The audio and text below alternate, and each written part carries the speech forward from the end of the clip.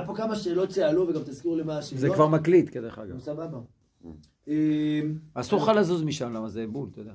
אז תזיז מה שצריך. האמת נכון, זה חשוב לחבר שמאחרים. הלב של הפלייבק. מה בעצם שבוע שעבר נתקעתם בתוך מרחב של אימפרו? לפי הגדרות שלנו, זה לא הגדרות אוניברסליות.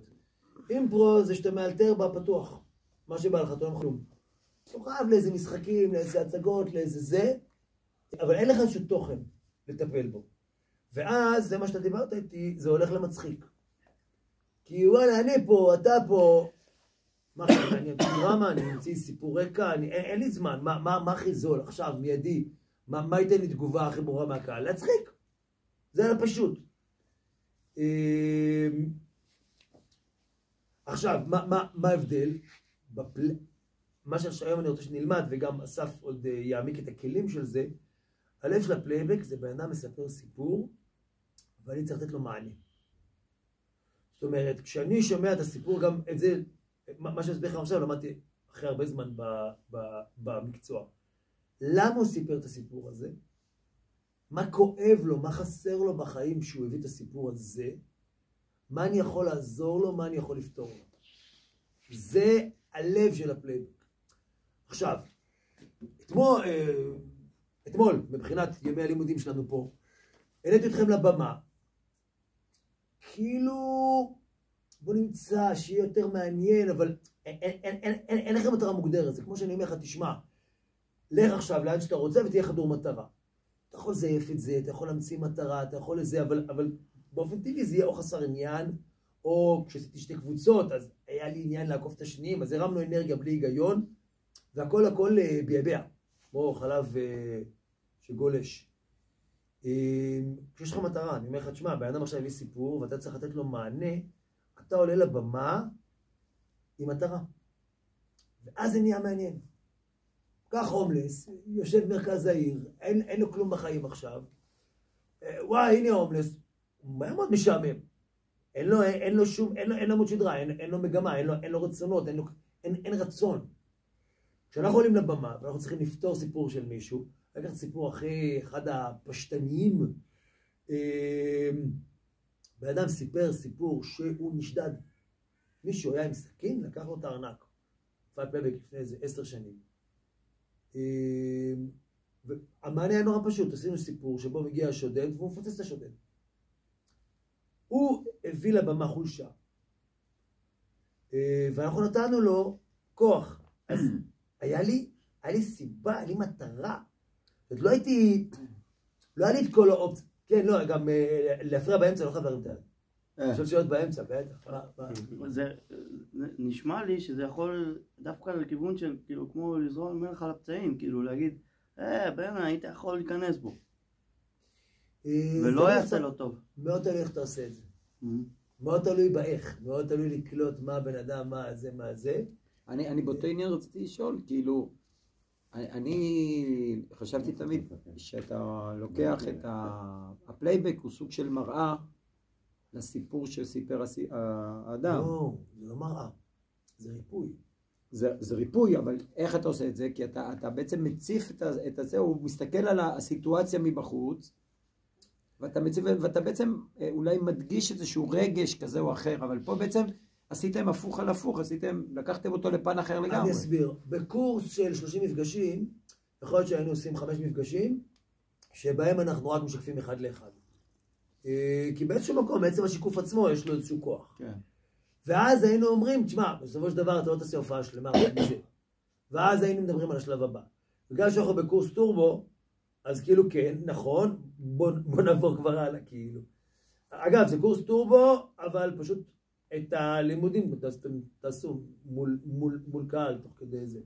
סגור סוגריים. אז ההערות שלכם נכונות, אבל קודם כל זה מאוד מאוד, אז אני אומר לך, השאלה היא מאוד מאוד איך אתה מראה לו את זה, שהוא לא ייראה מגוחך, אלא וואלה, זה מעצים לו את זה, ובאמת לא תמיד זה יהיה ככה לאחד.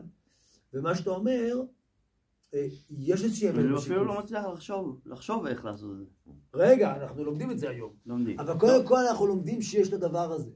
בן אדם מביא סיפור, אני שואל את עצמי מה הוא רוצה, זה הלב של העניין. ולהביא פרשנות אחרת. לא מה הוא רוצה, למה הוא הביא את הסיפור אמרת? לא, למה הוא הביא זה רק שלב ביניים. למה הוא הביא זה שלב ביניים. הוא הביא כדי להראות שהוא חלש. אז מה הוא רוצה? מה הוא צריך? מה הוא רוצה, מה הוא צריך? מה הוא צריך?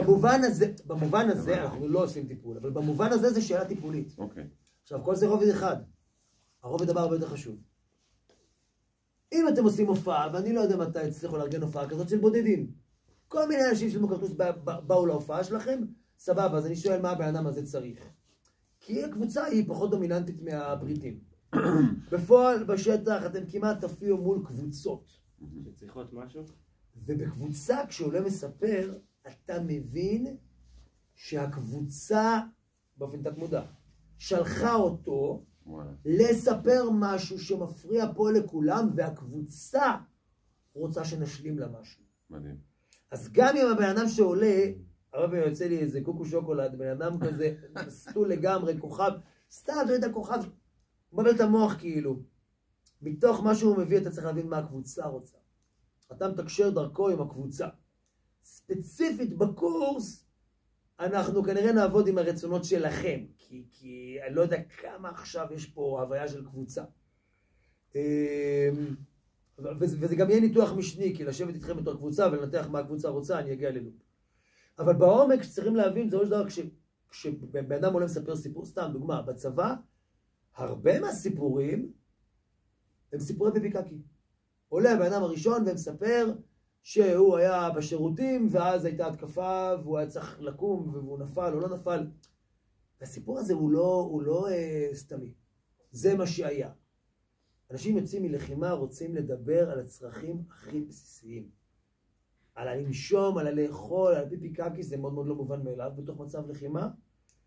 ואתה אמור לתת להם איזשהו גב, שזה בסדר שהם הגיעו לשם. זה בסדר, אתם לא פסולים, כאילו, אנחנו איתכם. השיתוף דווקא מצחיק ברמות. זה שזה מצחיק זה סבבה. הסיטואציה הזויה, זה כאילו סיטואציה... אחרי שהלכתי לדבר הנכון... לעשות פיפיקקי, אתה יודע. כאילו לא דחף אותך... אחרי שהלכתי לדבר הנכון, אין לי בעיה להיות all in בלהצחיק. זה עכשיו יש נוער, מתחילים ב-9:00 ומצלמים. זהו, אני כזה, כולם. גאוני. מתחילים ב-9:00 ומצלמים. מה מצלמים? מצלמים את מה שאני מלמד. ואז אנחנו מעלים את זה ליוטיוב והם יצטרכו להשלים את החומר. אני לא רוצה לעשות את זה פעמיים. אני עכשיו מסביר להם את הלב של הפלייבק. אגב, אם אתה יכול לשבת להקשיב, להגיד מה אני לא נכון. מה? זה לא חינוכי. זה יותר חינוכי מאשר למרוח אחד. זה הרבה יותר חינוכי. זה יותר חינוכי מאשר... לא, תתחיל ותגיד להם הפסדתם. לא, אתה יודע מה? נגיד להם שהפסדנו ומחר נשלח להם את הוידאו. אבל לא, השבוע שעבר חיכינו עד 9:15 ורק אז התחלנו. וחזרנו על הכל, אז אנחנו בהתקדמות חינוכית. אחד ההופעות הראשונות בצבא. אז תשב אולי תלמד משהו. אחד ההופעות הראשונות בצבא. הסיפור הראשון היה על מישהו שהיה באמצע שירותים, ואז הייתה התקפה, והוא נפל, והוא התלכלך, והוא שם את זה בצד, והוא הגיע למגד עם תחתונים בלבד. אוי. ממש. ואנחנו עלינו 2 לבמה עם בוקסר. וואו. כי היינו חייבים להראות להם, אנחנו איתכם. אנחנו כאילו, אנחנו מקבלים את זה. וואלה, אתה יוצא מאחורי הפרגוד עם בוקסר, הם דבר ראשון כולם משפחים כאילו... שוב, אחרי שאני יודע שאני מכוון לנקודה, אין לי בעיית all in בצחוק. אבל אני אתחיל לצחוק, יכול להיות שאני אצחק עליהם. אבל זה היה קטע לנרמל, להגיד להם, חבר'ה, זה לגיטימי, זה קטע. אנחנו איתכם באחוות לוחמים הזאת. אז אתם נכנסתם לבמה כבר עם בוקסר. כן. כן. מושכים קצת, ואז עולים, והם וזה חזר בכמה וכמה הופעות של הצבא, כאילו. אבל החשוב הוא שאתה לא מתחיל לא, אני לא יודע איפה מחוץ לצבא זה רלוונטי. זה באמת רלוונטי בתוך חברה שהיא צבאית, קרבית. אני צריך לך מול אוסיות, כנראה שזה לא יעבור. לא, נלך, גם לא סביר שהסיפור ילך לשם. נוער יכול ללכת לשם, אבל בנוער זה התרסה. הם לא באמת שם, הם עושים זה. בוא נגיד שפלייבק לנוער יכל להיות קורס בפני עצמו, סביר להניח שחבר'ה שכבר יש להם ניסיון עם נוער, אותם אני אשלח להופעות עם נוער, אבל כאילו זה לא בפני עצמו, כי הם הרבה דברים סתם שקרים, כאילו. לא נשים בצד. בכל מקרה, הלב של העניין הוא, מה הסיפור בא לבקש ממני? אנחנו עכשיו, מה הם מבקשים? את האישור. את האישור, את החיבוק, את החיפוי, את הזה. זה הלב של העניין. היום אני רוצה לעבוד עם זה, אני רוצה להביא סיפורים, ונשאל מה הוא בא להביא, זאת אומרת, מה הוא רוצה, וששיקוף ינסה לתת לזה מענה. עכשיו, בלי הכן אתם אפילו לא תוכלו להתחיל לעשות את זה. כי אין לכם זמן לכתוב את כל הסיפור מאחורי הקלעים. אתם עולים, ושתיכם חושבים, נניח, לא יודע, באדם סיפר, תן לי סיפור שלו 3 מילים. איש אחד הלך. לא, סיפור שלך אישית שקרה לך, מישהו שקרה לו משהו? קמתי בבוקר, דרכתי על עצמו. יפה. מה, הוא רוצה עכשיו שאני אגיד לו שוואלה, אני מקבל את זה שחיים זה נח, סתם נותן תשובה מטומטמת. שתיכם עולים לבמה, שתיכם עם מגמה. זה היתרון על כל מה שחושבים שהוא שבוע שעבר. אתם עם מגמה לדבר על זה שוואלה, באמת לפעמים החיים זה נחס. אני רוצה לנרמל את זה שחיים זה נחס. אבל אם אין לכם כן ואתם סתם תתנגשו. ולכן הכן והיה קומה שלפניה לא יכולתי ללמד את השיעור הזה. עכשיו סיפור על כן מהקהל. הסיפור בהופעה בים המלח על איזשהו בחור אילתי שהיה במחלקה, שהיה מסטול כולו, והוא הצליח להביא להגמר 2 ברזילאיות. שהוא פגע, סיפור שלם, לא משנה. עולה השחקן שאיתי לבמה, שם איזה פעה מצחיקה, ותכננו, וזה היה אבנר, הבחור המסטול. תכננו שאני אהיה אבנר, בתור איזה מיליונר, ומישהו בא אליי להתקבל לעבודה, ואני אומר לו, אתה רואה שצחקת עליי, עכשיו אני מיליונר, ואיזה יופי, ואני אהיה חבר שלך. אבל לא עלה לו לבמה, וכנראה שהפעה הזאת הייתה בדיוק התסרוקת של אבנר. ואיך שהוא עלה לבמה, כולו כזה, בול אבנר. אז שיניתי את כל הקטע. עליתי לבמה והתייחסתי אליו כאבנר. זה היה כן ולקהל. תבין, זאת אומרת, הקהל בא, אמר לך הוא אבנר, לא יכול להישאר בתכנון שלך. אבל העיקרון שלה, אבל זה נורא קשה. כי אז אני צריך לסמוך על זה שהוא יבין מה אני רוצה ממנו. כי תכננו משהו אחר. ולכן העיקרון של הכן והוא תשתית אקוטית לכל העניין. אחרי שיש את הכן עכשיו אנחנו נדבר על הלב של הפלייבק. ובסיפור, מה הוא רוצה, מה הכאב שלו, איך אני מרפא את זה, על זה אנחנו עובדים היום. שאלות? כן, חסר לי איזה משהו בבסיס, אם זה לוקח אותך אחורה אז סבבה, נעבוד על זה אחר כך, אבל אני בתור אחד בלי ניסיון בכלל, לא לימודים ולא, איך בנויה הצגה, לא יודע, מההתחלה, אמצע, סוף, כאילו, פתאום זה קפץ להם, אין לי מושג. קודם כל זה נכון, התחלה, אמצע, סוף. כמו כל סיפור בחיים, כאילו. סבבה, יש לי את הסיפור שלו, מה הוא צריך, מה אני נותן לו, אבל מה צריך להיות שם? אני חושב שהסף יעבור איתכם בהתחלה, אמצע, סוף. כאילו יש ממש תרגילים על זה. אבל בגדול כן, זה האינסטינקטיבי. זה התחלה, אמצע, סוף. זאת אומרת, אתה קודם כל מבסס את הדם רם, או לא יודע, אני קורא לזה ממש, מקום, מערכת יחסים, שמות. בגדול, תיצור מצב שהקהל מבין מה קורה. ואז יש מהלך שאמור להביא משהו, ואז משתדלים שיהיה פאנץ', ואם אין פאנץ' יש סתם סיום. אז בגדול כן, זה כאילו השאלה והתשובה פה כרוכות ביחד. עוד משהו, אתה תצטרך להשלים את החומר בסרטון שאני אשלח. אני רציני, כל הכל הסברתי. הכן לא, הכן הוא לוקח אותך רק לראשון שהחליט על איזה סיפור הולכים. אתה לא יכול לשנות סיפור, כי אתה יכול לשנות כן ודאי שכן. אם התחלנו כן והסיפור הוא שנוסעים ללפלנד, אבל תוך כדי הסיפור, אתה מרגיש שהכי טוב שהרכבת תשנה כיוון ועכשיו תריבו על זה. אז אתה אומר, וואו, הרכבת שינתה כיוון. ואז הוא בכן ואיתך. תראה, למעשה הכן ולא מוחלט. אם היה רק כן היה משהו אחד והיינו נשארים סטטי ומתים. אנחנו מניחים שאת כל המשברים ואת הלא ואת השינויים זה טבעי. אני ארצה להצחיק אותך, אני ארצה לריב איתך, אני ארצה לזה. שינויים יהיו. הכן ונועדו שכל הדבר הזה, יש 2 כוחות במציאות. יש אנטרופיה, שהכל הולך להתפרק, ויש, לא יודע איך קוראים לכוח השני, שמנסה לאחד את כל הכוחות ביחד. הכוח שבא לפרק על הבמה, הרבה יותר טבעי לנו. כאילו, באלתור הרבה יותר קל לפרק. ולכן אנחנו עובדים על כן ו. אם היינו סוג אחר של בני אדם, היינו, לא יודע, היינו יחמורים, אני לא יודע מה קורה בסין, והיינו נטייה כל הזמן להגיד כן, אז היינו עובדים על זה שאני צריך לאתגר, ולהצחיק, ולשנות. אין ספק שלישראלים הדבר המרכזי זה לעבוד על הכן ו. יכול להיות סתם אני ממציא, יפן, שיש להם נטייה מטורפת לקבל סמכות, אז באימפרו הוא עובד איתם כל הזמן, נלך לשנות דברים. אבל שתי הכוחות הם ישנם. זה בערבוביה. זה בוודאי לא כוח אחד שמחבא הכל. אתה מבין, הכן ובא, אני חושב שישראלים, אנחנו צריכים לעבוד עליו, כי הוא החריג שלנו. אתה חייב לתת טוויסט בעלילה, כאילו, אחרת באמת לא... נכון, אני אומר, אבל טוויסטים זה קל. אתה רואה, טוויסטים זה קל. לא, טוויסט יכול להיות גם לא ופתאום, כאילו, כמו שאתה אומר, אולי אבל אותו אחד הרבה מהכן וזה בעצם לא, לא, מה זה לא, הלא וצריך להיות שעלילתית הוא כן. כן, הבנתי. זאת אומרת, אני אהרוג אותך, אתה לא תהרוג אותי. זה אחלה כן ו. אני אהרוג אותך, תהרוג אותי, זה לא כן וזה, כאילו... נהרוג אותך כן בסדר, אוקיי, בוא. זה מבאס, כן, זה מבאס, זה לא עובד על... זה לא על המתמטיקה. זה על הסיפור. זה לא על הכן ועל המינוח, אלא על הכן ועל הסיטואציה, כביכול. זה לא שיעור מתמטיקה, זה שיעור ספרות. כן. עוד משהו לפני שמתחילים על דוך סיפורים ומה אנשים רוצים מהם כאילו? בעצם אני, אחד שיושב פה והוא מתבאס על משהו שהוא קרה, אז הפלייבק הוא בעצם משנה לו פרשנות. לזה כדי שהוא יגיד וואלה זה היה בסדר. בגלל זה סוג של תרפויטי.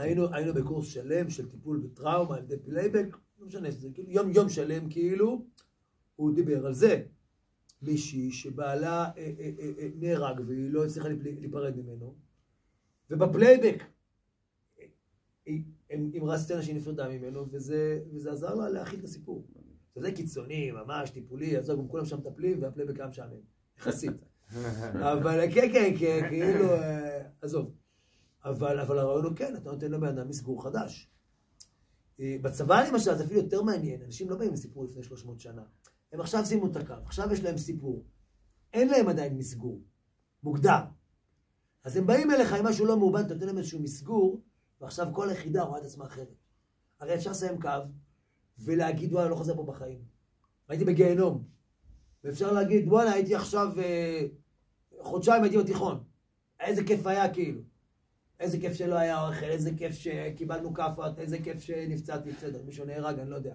מישהו נהרג, איזה מדהים היה, איזה גבורה, איזה עוצמה. בוא'נה, אני דמות היסטורית. על מישהו שנהרג אני יכול להביא את הסיפור הזה. וזה ממש עניין של איזה מענה הפלייבק ייתן לו. כי הוא כרגע מעורפל. אפשר להביא את הנפטר עצמו, הנהרג עצמו, שהוא ידבר בתור קול. זה אחד המסוכנים, אבל היה לנו פעם חבר'ה משורה, קברנים, שהרגשנו שזה נכון, הופעה האחרונה, והיינו שני גופות שדיברו על איזה שירות נפלא הם קיבלו. איך הם היו אחלה וזה, איזה שירות קיבלתי פה, VIP, טיפלו ויחדאגו לי. מה זה? הם צחקו מזה? תשמע, הם הרבה יותר שם מאיתנו. אבל גם אתה לא מביא את זה בפעם הראשונה, אתה לא עושה את זה לא בזהירות. כאילו, אתה יכול לפוק עם שאתה מוח, כאילו, זה כלי נשק. אתה עומד על הבמה, לא בהכרח שתעשה משהו טוב. בסוף יש כמה סיפורים על הופעות, אתה בא לקהל, מחסק אותו. פוגע בו, מזיק לו. כאילו, מביא וייב של ציניות, כאילו. שיוצאים מהבמה, לא רוצים לחיות, כאילו. עוד שאלות? וזה לא טוב. או שלפעמים גם צבעת זה טוב. עולם הכי גרוע, נפויה. לך מבועל, תעשה את זה בחיים. תשמע, זה לא יודע מה. אני רוצה לספר סיפור. לא להרעיל אנשים. אני רוצה לספר סיפור. רגע, שאלה לך כתיאורטי, כולם מונחים. נראה לי שכן. מעולה, סבבה, אתה משלים את החומר כבר. אסף, עכשיו אני אדבר איתכם אבסטרקטי, אנחנו נעסוק במה הוא רוצה, מה הלב, מה אני בא. אגב, המענה יכול להיות סיפורי, זאת אומרת, בואו ניתן לו סיפור קצת מה שונה. נדבר איתכם אבסטרקטי? לא הבנתי. אני אעבוד איתכם על העיקרון. אני חי בעולם של עקרונות, לא חי בעולם של תבניות. אעבוד איתכם על העיקרון, מה הסיפור, מה הוא רצה, איזה מענה אני נותן לו. בגלל שאנחנו בני אדם, וזה קשה וזה, אסף יעבוד איתכם על תבניות. זאת אומרת, יש כמה שיטות שאיתם אני עולה לבמה, אז אני יודע, אוקיי, בוא נעשה זקנים, בוא נעשה מלאכים.